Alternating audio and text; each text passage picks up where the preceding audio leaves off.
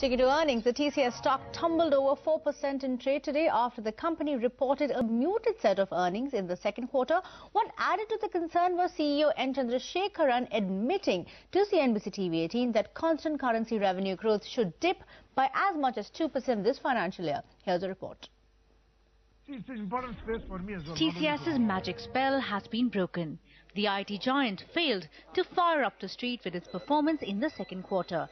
And this despite analysts having toned down expectations on the back of what was a lackluster start to the year.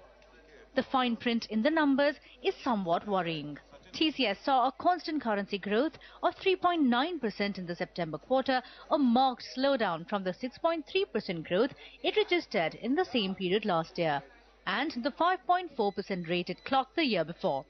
The management blamed the sluggishness on the insurance segment in its Diligenta portfolio. The energy vertical and the Japanese market were the other pressure points. But what has the street even more concerned is TCS's muted outlook. MD and Chief Executive Officer N Chandrasekaran told CNBC TV18 that constant currency growth may dip by at least 2% this fiscal.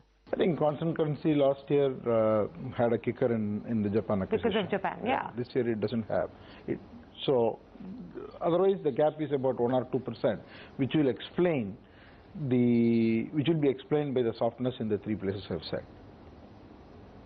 Okay, so the gap is constant currency gap. If you take on a year-on-year basis, it's primarily about 1.5 to 2%.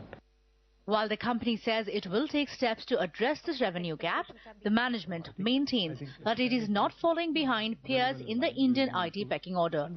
I'm quite happy with the progress that we have so far, and we see market share gains or wallet share gains in most of our existing customers. We are not losing out in any of the areas. Are we necessarily participating to the same extent that some others are participating in the hype cycle? TCS is banking on its digital business growing over 11% in the third quarter to drive revenues and win back investor confidence. The IT giant has stayed ahead of the growth curve over the last several years. However, with Infosys and Cognizant close on its heels, the fight for the top spot is once again becoming a hotly contested battle.